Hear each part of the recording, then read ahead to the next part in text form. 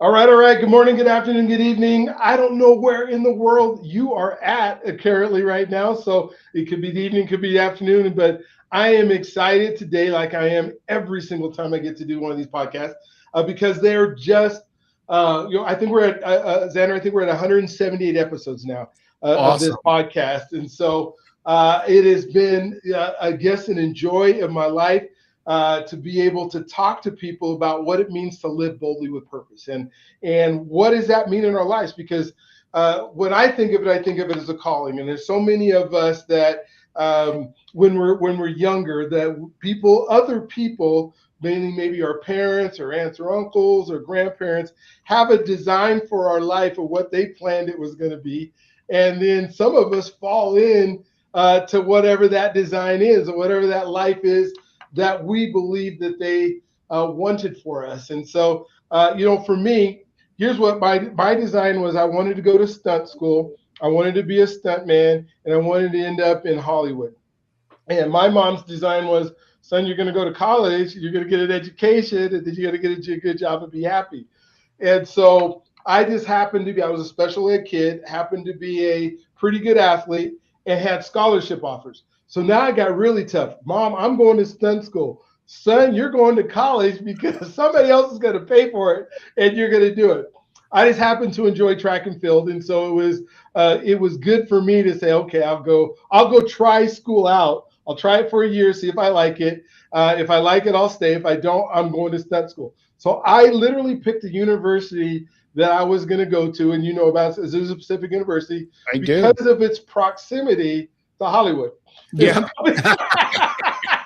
Because my plan was, nope, I'm going to, do this college thing, and then I'm not going to like it, and so I'm going to go straight over to Hollywood, and I'm going to figure out how to be a stuntman.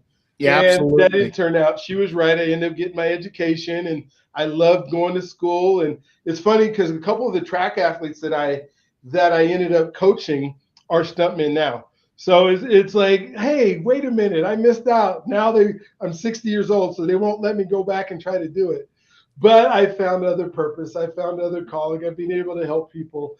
So I'll be interested when we have our conversation as to how are you living boldly in purpose, and was that original design, or was it I found it later in life? And so today, folks, we have Mr. Zander on here, and we talk about few people that are dynamic, people that got life, I guess by the rope, or I don't know what the word is that you want to call it, but he is doing some things in this world. He is helping people. When we talk about living bold, we also talk about serving others. And, I know that you are a man, from the things that I've read about you and watched some of the podcasts that you've done, that you are all about helping people become, in my case, becoming the person they were meant to be. In your case, just becoming better. And, he's written a couple books. Why Don't They Cry? I'm looking at them behind him. Epic begins with the first step forward. So we'll talk about those books, but we're going to chop it up. We're going to have some fun. It is going to be one of those podcasts that, here's what I would suggest. I would suggest you get one of these out and you start writing it down. Now, Xander, I'm going to tell you this story right before we get going because it's so stupid on my part. And it made me feel like I was special ed after I'm 60 years old, because I'm watching podcasts, right? And I got my pen out and I got my paper, and I go to YouTube and I'm watching my podcast, and I'm trying to write down absolutely everything that is being said because it's so good. I got it so good. I'm not thinking that I can pause it and then write it down and then start it again. I'm thinking I got to get everything written down before this thing is over. And I probably did that for like 10 podcasts before I realized, wait a minute, there's a pause button. I can hit the pause button, take my time writing it down, rewind it 10 seconds, then go forward 10 seconds, and I'm I, absolutely, Dr. B. And I got to say, I'm about the same age as you. So I think that's a product of our upbringing where everything was live. There was no pause. There was Yes, no yes. like, and so again, a little hardwired into us that if I miss it, it's gone. I'll never get it back. And that is a hilarious story of, oh, wait a minute, there's pause. pause. I can write it all down. So I will venture to say now when I watch podcasts, or then I will just stop it. Even when I'm walking, I figured out that I can hit pause. I can use my note thing on my phone, put a note in there, and then keep going. So Yeah, I got this thing dialed in now. And so I want you to tell your story. Your story can begin anywhere in your life that you want to, and take us to where we want to be. sure. The only thing that I warn folks, and not anybody I believe has made it up yet. There's no way I would know if you're making your story up or not. But your mom and your relatives will watch it, and they'll get on you if you do. So I totally, and I have no need to look. I've got an exciting story. There's no need for me to make up stuff. But oh, cool. um, as you said, my name is Zander Sprague. I'm so honored to be here. Um, we'll go back to a cold February day in 1968. No, we're not going that far back. Let me tell you. I love it. In the first hour, I was no. I am many things like everyone. I'm many things. I Mm-hmm. am. I'm an author. I'm a speaker. I'm a licensed professional clinical counselor. I'm a dad. I'm a brother. I'm a son. But my big thing is talking about epic and helping people step into their epic. And I got to the epic this way. Mm-hmm. I I went back to graduate school at 45 to get my master's in mental health counseling. Okay. And living in California as I do, I needed 3,000 hours of internship to be able to have the privilege to then take the licensing exam. I finished that up in February of 2020. I was all excited. I'm going to take the exam. I'm going to do all these things. And then in March, we had a pandemic. Yeah, and all of the things I wanted to do, I planned to do, I couldn't do anymore. And like lots of people, I was sitting in my house and had gone through all of the things, did all the things that I didn't have time to do, but now I had nothing but time to do. And I got thinking about what my life had been, where my life had been. And I was like, I've done some epic things that I thought about as a kid, had no idea how to do, but then did, like run some marathons and half marathons, write a book. I mean, the amazing thing, I've written 3 books. I'm working on my 4th book. I'm going to talk about that in a few minutes, but I'm a talker, not a typer. So the fact that I've written just 1 book, never mind 3, honestly blows my mind. Yes. I did not see myself as a writer. 2 of them have been Amazon bestsellers. They've won awards. The books are changing people's lives, which I'm really honored and excited about. So I got thinking about, like, what is that? And I thought, wow. And I love the word epic. It just, to me, is so grand and majestic. And the idea for my book, Epic Begins with One Step Forward, came because I was like, how did I achieve these things? I achieved them because I was, first of all, just made that decision that I wanted to try and do it. Mm-hmm. Secondly, it all begins with one step forward. No matter what it is that you want to do, you have to start somewhere. And all too often people say, oh, someday I'll write a book, run a marathon, go to college, travel someplace, do this, do that. And it's always someday. And I'm like, but why is it not today? Yeah. What is it? Why can't you do it today? And oftentimes, that first step is not nearly as hard as we imagined it. I run into people all the time, and I ask them what their epic dream is. What is that thing you really want to do? And they give me all a litany of excuses as to why they can't achieve it. And first and foremost is, I don't know all the steps I need to take. Well, let me break this down into a very, relatable everyday thing. I'll ask you this, Dr. B. When you woke up this morning, did you have all the answers to all the questions that you would get today? Absolutely not. Not even Did it close. stop you from getting up?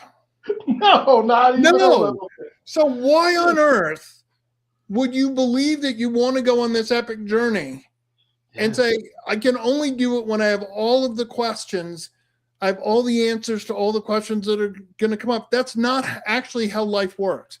So I sat down, I wrote this book because I want to help people step into their epic, do those things they dream of. Because it feels so good when you're like, I have always dreamed of doing this. I grew up outside of Boston. I grew up watching the Boston Marathon. 10-year-old me said, someday I think I'd like to try and run a marathon. I had no idea what was involved with that. Let's fast forward. I'm working in the corporate world. I'm 38 years old, and I'm like, I gotta have a way to have consistent exercise. I tried going to the gym. A place I was working at Intel at the time. We had a gym. It was free for me to go to. And I was doing it because I needed to reduce my stress level. But I was so stressed trying to get to the gym to reduce my stress level to get back to my desk for a meeting that it was counterproductive. So I started to run because I could do it no matter where I was, and it didn't take a lot of time. Yeah. But like anything, having a goal makes doing the hard work that much easier. You did track. Mm-hmm. Having to do 100 repeats is much easier when you know there's a purpose for you doing it, not just, well, I'll just go out and do it because it's fun. When I was training for marathons, I had to do hill repeats, which I really didn't like, but I knew that it benefited me. So there was a reason for me to go do it, not just for the fun of it. Let me go kill myself, right? Yeah. Mm-hmm. And so that's just, and then I decided to run a marathon, and I ended up being fortunate to be able to get a bib for the 2014 Boston Marathon. I didn't get it because I'm fast enough to time qualify. I want to be very clear. Those of you who might be listening and not seeing, this body is not a Boston Marathon qualifying body. Yes. Never has been, never will be. That doesn't matter. Luckily, my younger sister worked as a massage therapist for Adidas, and says, as siblings tend to do when they don't really know what you do or how important it is, hey, would you ever want to run Boston? And I'm like, yes, very much so. Like, not even bucket list, like holy grail moment. We're going to do it, yeah. And I got to do it, and it was incredible. So I just want to help people do the epic things in their life, to be brave, to go do these things. I'm going to jump back for just a second and talk about something that was really formative for me, which is, and the sort of the reason I wrote two of my books. In 1996, my older sister was murdered. And that was a devastating blow in my life. There were many things I thought I might deal with, but honestly, no, that's not murder was not one of them. Yeah. Luckily, the man who killed my sister, the police had him right away. 10 days later, she was a law student in Chicago. The man who killed my sister had spent 8 of the prior 10 years in Joliet prison, had a 4-page rap sheet. As far as we can tell, he was letting himself into her apartment to do a petty theft. It was exam time, so she happened to be there. Most times she wasn't there, but they surprised each other. He strangled her, jumped out her 4th floor window to a 2nd floor roof where he broke his ankle. The police had him right away. There was never, never any question as to who did this. 10 days later, he hung himself from the Cook County prison, which if I'm honest, I was fine with. It saved my family going through what would have been an incredibly public trial, because at the time my father was a sitting district court judge in Massachusetts. So, judge's daughter gets killed by ex-convict. Big time. It was in the paper when it happened, but the trial would have been. Oh gosh, yeah. would have been on court TV, et cetera, et cetera. And with my dad being a judge, I was aware of some of the vagaries of our judicial system. I believe in our judicial system, but I also know that there's some holes. There are, and things, Yeah.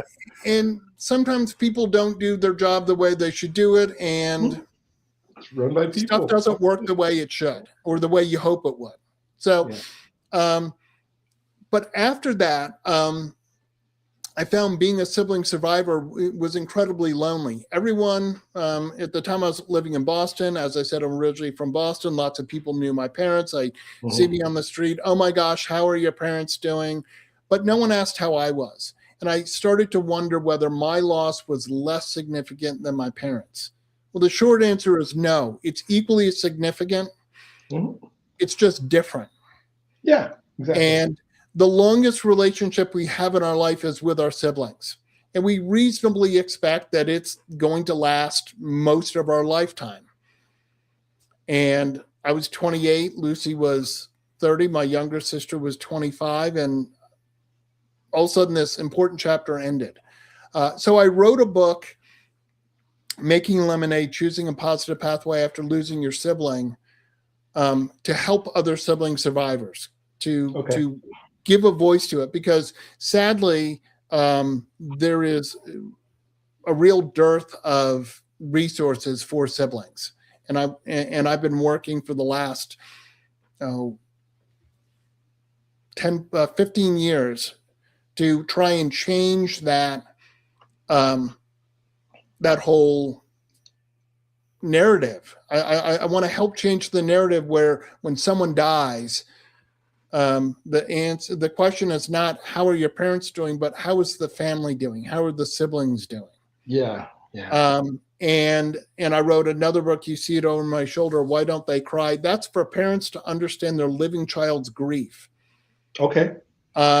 Because so many parents, as I was doing the work talking about siblings, would come up and say, I lost a son or daughter, but I have other living children, and literally ask me, why don't they cry? Why don't I see them grieve? So I wrote this book for parents to understand kind of what the sibling survivor experience was like. Some of the things that I saw not only in myself, but with other people that I worked with who had lost brothers and sisters. And like one of those things is there's a change in birth order. I was the middle child. Technically, I'm the oldest child. There can be expectations for the oldest child that as a middle child, you're like, I didn't pay attention. That wasn't my job.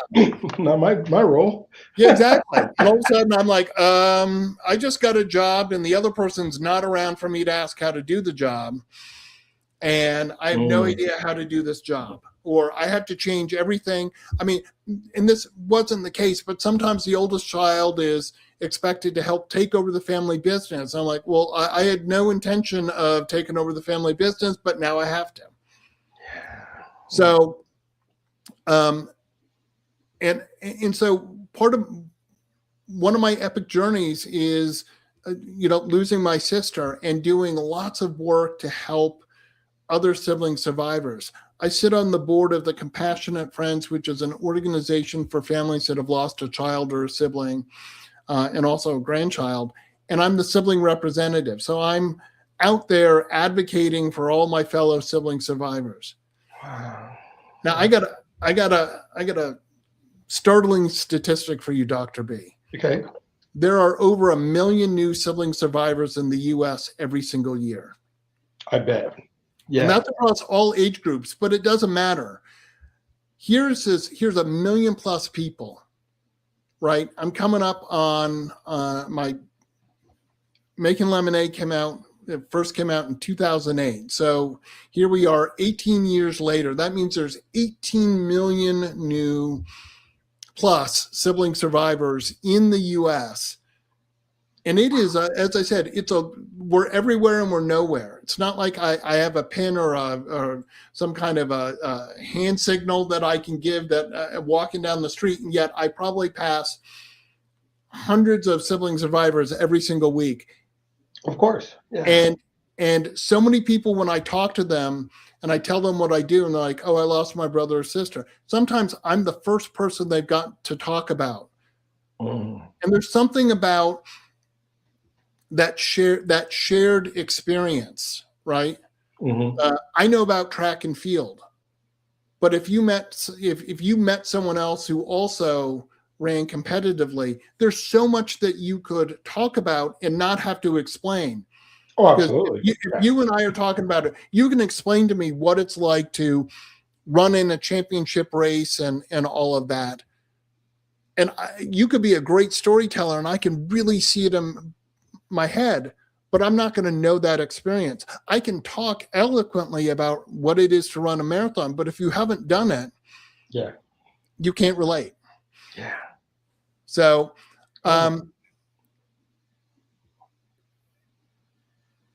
that's kind of where, I mean, and look, now I have a podcast, I have a broadcast TV show, I do mental health counseling. I'm so fortunate to do what I do.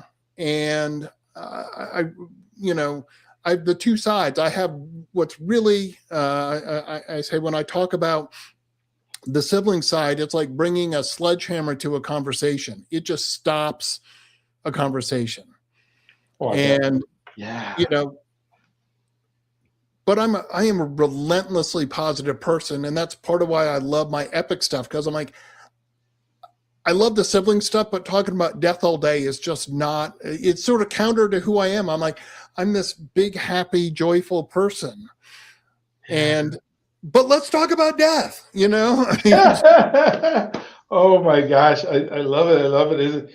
And as I go through your story, right, I'm writing all these notes of your world and just how you were just talking about how we can conversate on all these different stories, because our lives have so many parallels in them. Like I've just finished my 4th book, working on my 5th book. I was a special ed kid, not thinking about writing, but technology was that equalizer that said, wait, I can talk to the computer.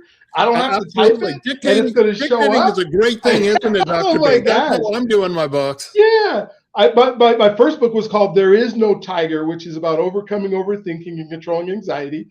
I'm just having publishers call me now about mental health stuff. I'm not a mental health person.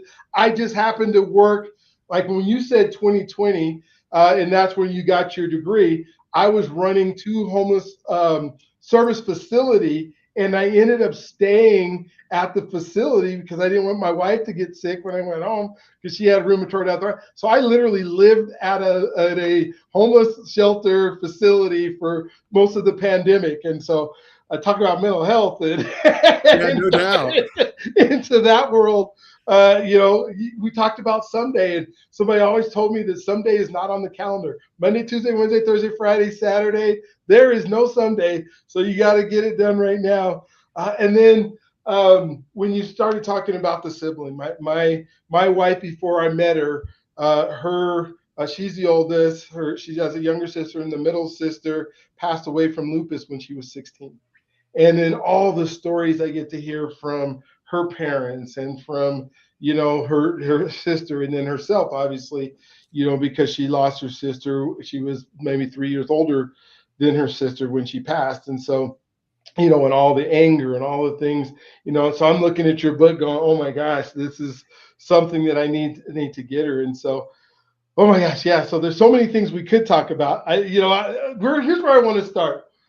Maybe let's talk about your identity, because you have gone through some identity changes through your lifetime to where you're at now, and who you show up as and how you do things. And I would just love to kind of hear maybe a progression of how you've been able to accomplish so much in your life based on the identities that you change. I mean, you're a judge's son. So that's a whole nother identity in itself. Yeah, and that actually that was like sort of the last job my dad had. Growing up, I was fortunate. I don't have some, my parents were comfortable and stuff. I grew up, like being a speaker and being in front of people. Okay. I actually kind of grew up with that because when I was young, my dad was a state legislator in Massachusetts. And so I was out campaigning with him when I was like 4. Of course, And you were help. I was going, yeah, I was cute. And I'd go knock on the door. We're going door to door. I'd be like, will you vote for my daddy?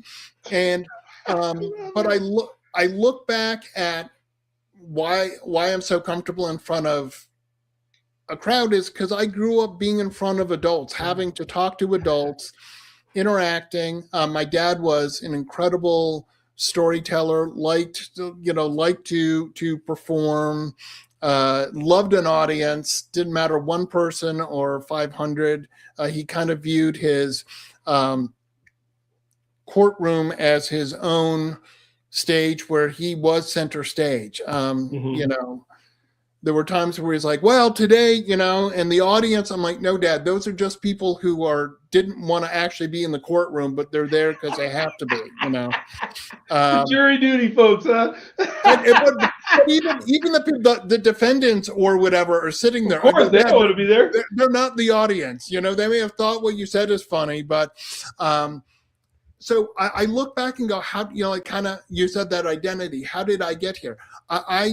My parents raised me to believe that I can do anything that I set my mind to. And my life is a testament to that.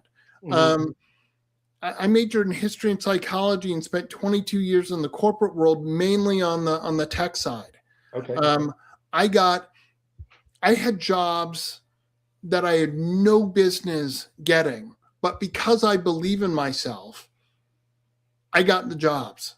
And one of those jobs was I got hired to work on the Unix help desk at Fidelity Investments on the fixed income trading floor. Now, if you don't know do you know what Unix is? Yes, okay. I do. For those who don't know, it's it's a computer operating system, yes. But it is, at least back in the mid 90s, it was a command line, which meant you had to type out the whole entire path of what you want. It might have moved forward since, but it is not intuitive. It's not like, oh, let me just click on that Word icon and Microsoft Word pulls up. Behind the scenes is some Unix that's like running. It says, go here, find this program, hit the executable. I had to type that all out. So implicit in working on a help desk, Dr. B, is that not only do I know Unix, but I know it well enough to help someone else. To help somebody else, actually. I didn't in the interview. I didn't know what Unix was. Oh my gosh! Do you want to know what my answer when they asked me what is Unix? My honest, straight-faced answer was, "Is it two emasculated men from Rome?" Because I knew what a eunuch was, so I thought Unix was a plural. Oh my god! And I got hired. And they hired you probably for that line. I got hired. How did that happen? I love it. So I was a Unix help desk person. I was a software developer. I worked really hard to be mediocre, I got to say. I worked so hard. But I'm a super social, extroverted person. I was surrounded by people who were introverted. If I had a problem, I'm like, go over and talk to. Yeah. Let me come over and talk to you, Dr. B. Hey, how was your weekend? And I'm talking to people who were so much smarter than me when it came to programming, but they're like, why is he talking to me? Oh my gosh, Zander, my master's degree is in educational technology. So I'm teaching teachers how to use technology. And I'm doing consulting in Chicago at a Fortune 100 company, and I'm trying to help their programmers communicate with each other. And I go in there, and these guys are doing the instant messaging, and they're next to each other. They're literally like, as close as 2 feet away, and they're like, you're a foot, and you don't want to say. They're like, would you like to go to lunch now? They're like, you can't turn your head and say, do you like to go to lunch now? Yeah. And then you're taking your tablet to lunch with you so you can talk while you're at lunch. So I 100% get where, so I was not in the right environment. And I recognized that in my own life, I want more than mediocrity. Mm-hmm. I didn't want to have to work that. I don't mind working hard. I worked hard my whole entire life. Yeah. Through school, a slow reader. I hate writing. honestly, I look back, and if I had been able to take my exams as an oral exam, I would have had much better grades. I had decent grades, but they should have been higher. There were so many of my friends who were like, Zander, I don't know how you don't have an A in this class. You know this better than I do. And I'm like, because I hate writing. When it came to have to write the exam, I wanted to get over it as fast as I could. I couldn't express through my hand all of the knowledge I had up here. Best class I took in college, I had to do a 2-hour lecture. Everyone hated it. I couldn't have been happier. I'm like, Yes. and that's where I realized if I'd been able to do oral exams, I would have had a much higher GPA. Oh my favorite exam in all of my education was defending my dissertation. Yeah. That's all I had to do was, And it was sit with easy, the wasn't it, professor Dr. for B? 2 hours and talk. It was so amazing. Exactly. All day long.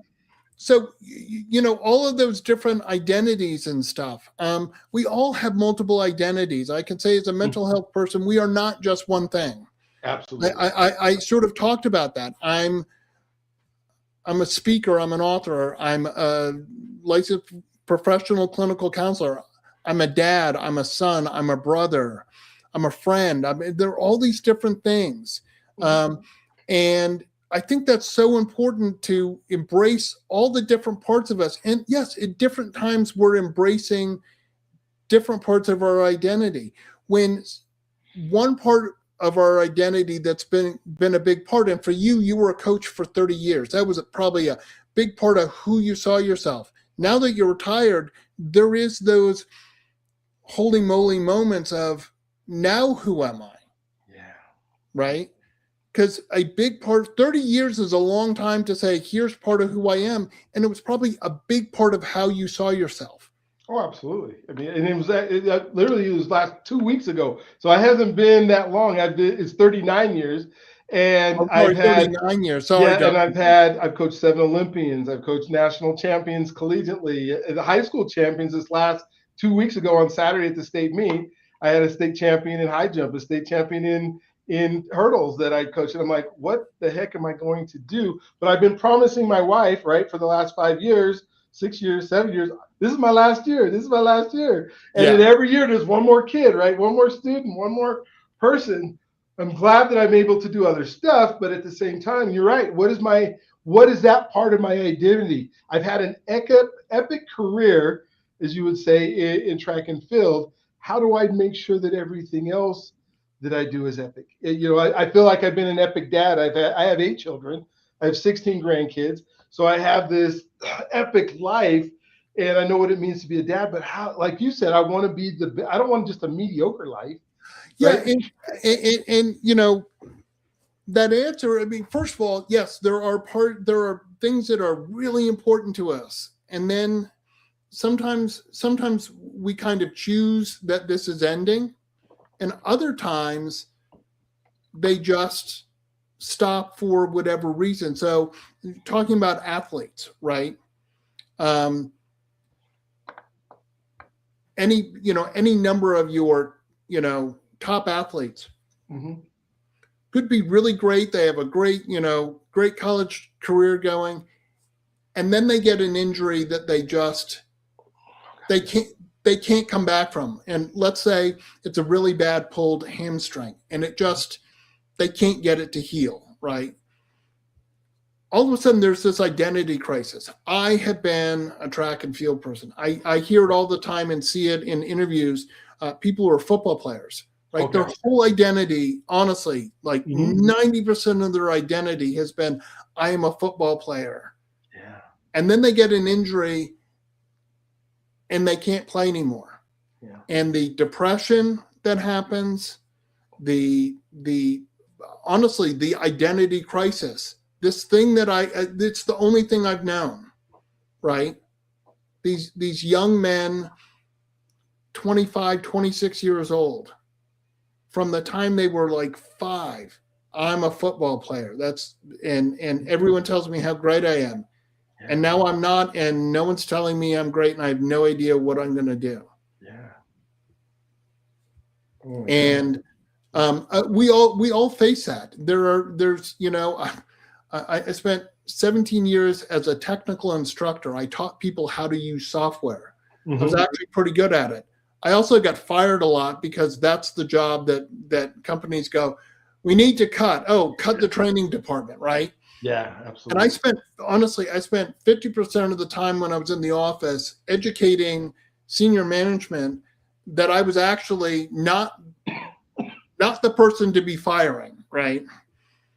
Because no matter how great your software is, if you don't have someone who can properly teach people how to use it, it doesn't matter, Yeah, right? no, that's And 100%. having the engineers teach it, although they're brilliant and know it, there are a lot of the engineers. The teaching is not their thing. I Not saw even one engineer. Someone was teaching a part of a class I was teaching. Someone asked a question. He explained it. The person had a follow-up question because they didn't understand the answer. And the engineer goes, I just explained it. What don't you get? Are you stupid? And I'm like, okay, all right, well, I mean, I know from years of doing technical instruction that as a teacher, it is beholden upon me to find the way, no matter how many times I have to explain it, to put it in a way that you'll That you'll understand. learn. Yeah, that's their job as a teacher is to create the understanding of whatever. I And can't I can't imagine some of the engineers teaching Unix and unless they're teaching to other engineers, it just but even if right. they were, I was teaching engineer, software engineers or Hmm. computer architect. I was teaching people who honestly had a much deeper knowledge Hmm. of the material, but I could put it in ways that they could understand. But there is a difference between I understand how this works and I can teach you. I need to teach it to you. One of the first jobs I had as a technical instructor, I didn't think of it this way at the time, but I look back and go, I taught sailing. Starting at 16, I was a sailor. I'm like, I'm summer job. I'm going to go teach kids how to sail. Hmm. Sailing is a very nuanced effort, right? You're trying to work with the wind and stuff. I had to work really hard to explain to someone else how to feel where the wind is coming and how to sail this boat. I could do it for them, but they weren't going to learn. I had to find my words. And I think all of us have times where we know something so well, but you're like, I can demonstrate it, but then I Hmm. have to explain it in a way that someone else is going to also learn it. So, yeah, identities. It's an interesting thing, and I never forget the journey that I've been on that allows me to be where I am. And most importantly, I want to say I can make it sound all this success. Look, I've had lots of things that I failed at. As an entrepreneur, I joke all the time. I've been very generous in buying tools that are really great tools, but they're not the right tool for me, right? Be it Hmm. a contact management software, spreadsheets, whatever. There are all these really great tools, but if it's not the right tool for me, I'm not going to use it. Yeah. You as a track coach, I know more about running shoes now than I did before, but all of there are all Of kinds of course, great there's running something. shoes, Yeah. but what is the brand that works for you? It doesn't matter. I get a wide foot, so I like New Balance, right? That's the shoe that works for me. It's great that Nike and Brooks and Asics have awesome shoes. They're just not the right shoe for me. Yeah. Oh man, so true. And when we think about what I'd love to let me hey, how come I'm not showing back up?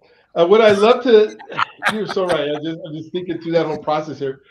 One of the things I'd love to know when I think about you helping people and the epic lives that you'd want folks to have, there are some soft skills that need to be taught, and we always want to jump into the product. Like, like, I think of like you've been teaching Unix and that kind of stuff, and without you being able to communicate and be able to understand where a person's at, or to trust and like and health, and all these things that are what we call soft skills in Yeah. our extrovert world, that people just don't have. And then, so how have you been able to, hey, in order to have this epic life, you say we have all these different people that are who you're part of. Like, maybe talk about being a dad and what that means, and that translates into you being able to do other stuff. Yeah, absolutely. I mean, I think we all have innate skills, things that we're just good at. And Mhm. and some people call it the strength finders. Yep. I Yeah. like strength finders. I think it's a great tool to help you understand where your strengths are. And the whole idea behind strength finders is there's like 32 different things that you could be.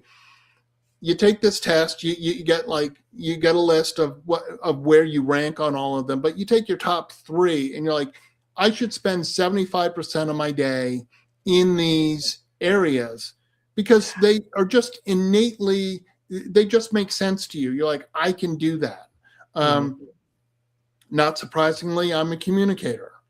I also have a very strong woo. So the first time I did this was when I was at Intel, and I Okay. read the woo, and I'm like, oh God, that's terrible.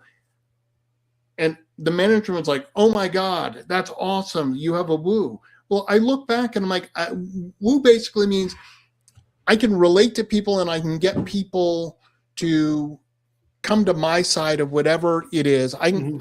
I can I don't want to say get people, but I'll use the word. I can Influence. help. I can influence people to do what it is that I need to do or what I want. Right. Um, and one of those things that I do, and to great success, I have to say, is if I'm checking into a hotel and maybe I want a slightly better room, Mhm. I ask them. I'll ask if there's a better room available. What can you do? And I'll say, what can you do for me? Right. Mhm. If they can't do anything, I'm fine with that. I'm Yeah. no worse off. I still have a room. But sometimes I get a junior suite or I get a better view or I get something. I've gotten upgrades on airplanes simply because maybe I'm flying on my birthday and I'm like, hey, it's my look at my ID. It's my birthday. Any upgrades available? If they can't, no problem. I still have a seat. I'm still getting to where I'm going. So, but utilizing our strengths is I think really important, and understanding what are we naturally good at, right? Yeah. Um, and finding ways that you can implement that every single day. Those soft skills of listening. Um, Hello, 2 ears, one mouth, right? yeah, exactly. Oh. Um, and I'm going to sound like an old man here, but I know Dr. B, you're right with me. Um, both of us being Gen Xers, Mhm. we know how to do interpersonal communication and even difficult conversations. Yeah. Sadly, I think with all the technology, um, there's a whole generation that really doesn't fully understand how to communicate with people. Of course. Um, and I spent when I did my internship, I was in a school setting, middle school and high school, and obviously very challenging time for young people, and they're trying to figure out who they are. And look, if I wanted to say something mean to you in high Mhm. school, I either said it directly to your face. I could call you on a phone, but you'd know who it was, Of or course. maybe, or maybe the most indirect way is write a note, but you'd still know that it was from me. You give it to a friend who gives it to He gives you, a and friend, and yeah, it says, you like me. you, but you'd still know that it was from me, Oh, right? absolutely. nowadays, anonymous, text, an anonymous comment where you don't have to see what the impact is. But more importantly, gosh, I talked to not only my daughters, but the students I was working with when I was doing my internship, of the problem with texting is a huge part of our communication is nonverbal. And texting does not, I can't control once I send it to you how you interpret what I said. And let's take things, two words that we say all the time and have multiple meanings, and most of it's because of the nonverbal part. Shut up, right? Oh yeah, absolutely. There's so many ways I could be talking to you. I tell you something, it's unbelievable, and you're like, shut up. You're not telling me to be quiet. It's just that like, oh my God, right? But you get that because you see me smiling, you hear the intonation of my voice. On text, if I tell you to shut up, now you get all offended because you think I'm telling you to be quiet, and I'm like, no. Or I have to put in like 3 lines of explanation of what I'm telling you. Well, that misses the whole point. Yeah. Right? So I think there's this whole generation that doesn't understand how to do that. And they get into the work world and they're dealing with people like you and me who are like, how can you not communicate? Yeah. Yeah. Rather go to put it on Facebook, run home and put it on Facebook than to actually have and they don't know how to listen, right? So they can't capture even when they're live with somebody, what somebody's saying, because they're thinking of the next thing they got to say before they ever hear what the person who's talking to them. Absolutely. And then when it comes to interpersonal, perhaps romantic thing, they got no idea. And I'm like, yeah, I know how scary it is to go up to someone that you like and say, do you want to go to the dance with me? Do you want to get a cup of coffee? Yeah, it is terrifying. We're such, I would say we're incredibly blessed because we were able to grow up in an analog world that was small. It was our neighborhoods. It was the people our parents knew. It was the friends that we had in elementary through high school or whatever that was. It was an analog world. And then we know how to communicate in that world. And then we get to move to a digital world where now we can take the skills that we had and then multiply them exponentially into creating these incredible lives. One of the things that I would love for you to tackle, because you are a mental health professional, and it's the one thing that as I'm coaching and I'm teaching and I'm trying to help people that I struggle with because I don't know how to teach it, and is this comparison trap. And I say, just don't compare, but that's not, you can't just tell somebody not to do that. Yeah. They do it a little bit more. How do we, because so much of our young folks that you're talking to are in this huge comparison and it's not just the small world you're comparing to, it's the entire planet that they are comparing their lives to and then judging who they are based on that comparison. Right.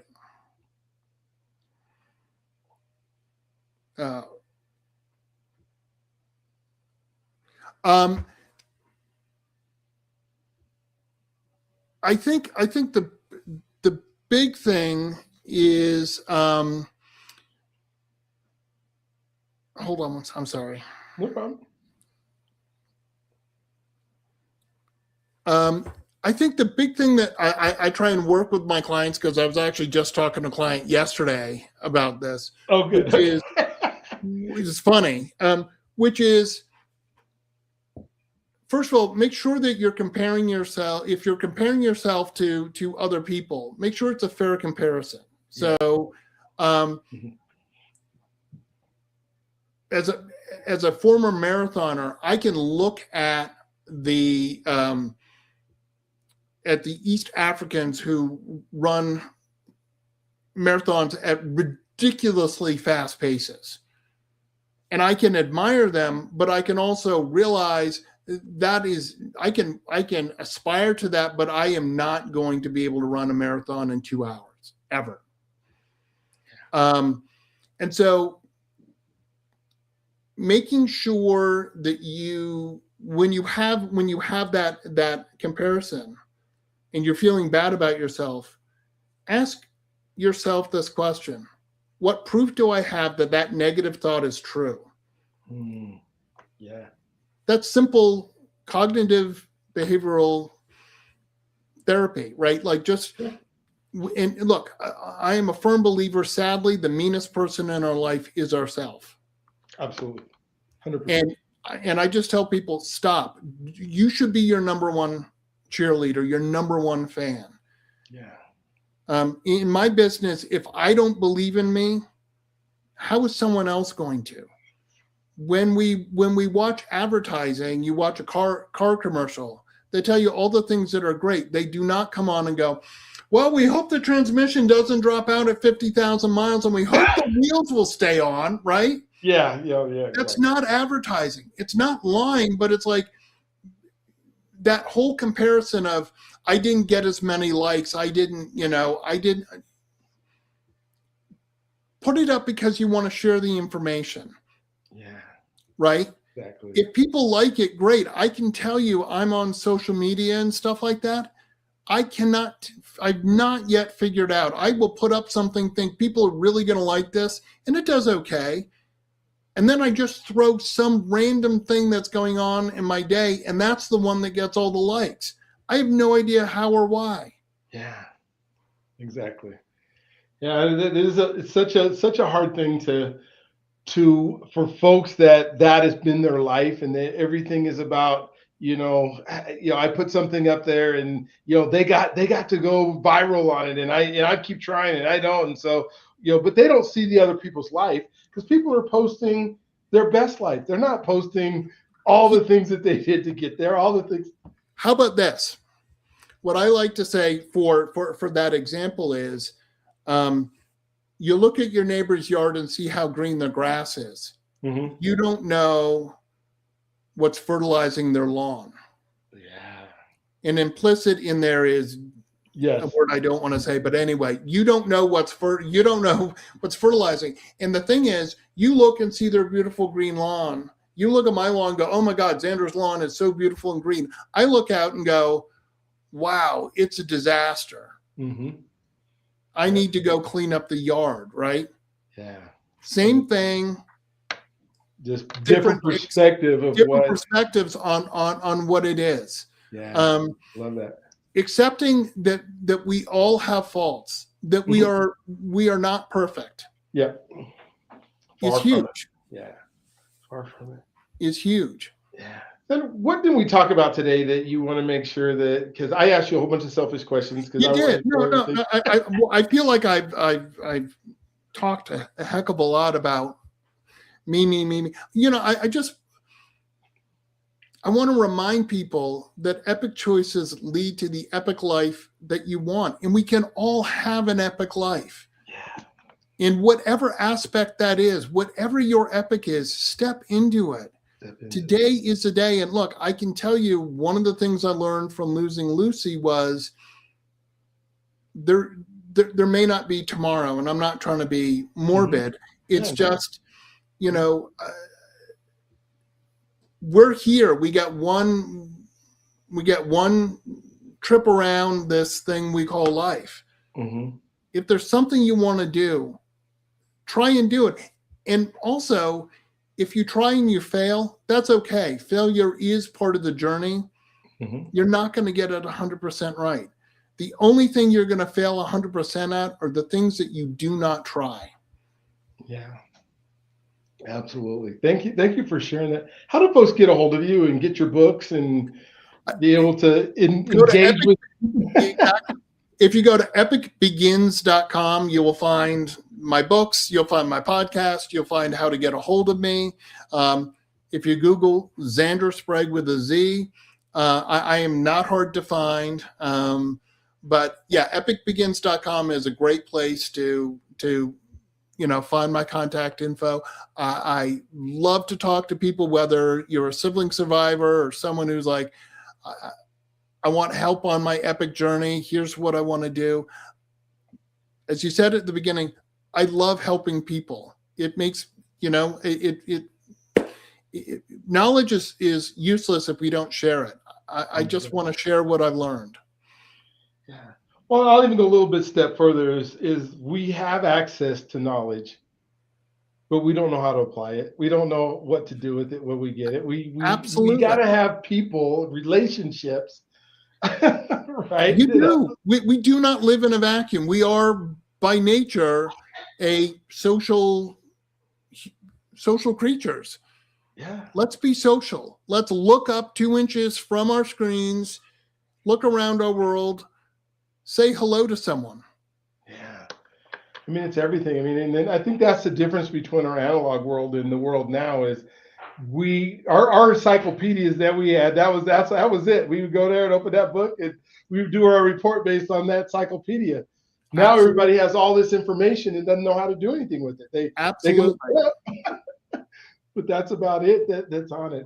Thank you for being part of the show today. Thank you for spending your time with me.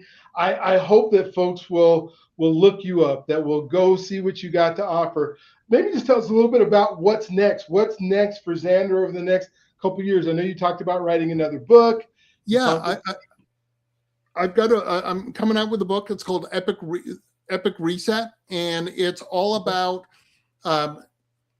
those patterns. We all have patterns that happen. Mm-hmm. We conditioned response to conditioned stimulus, and it's all about those things that aren't working for you anymore. Catching that pattern, that 2 seconds where something happens and here's your reaction, but you catch yourself and you do a reset and go, I'm going to make another choice that's going to serve me better.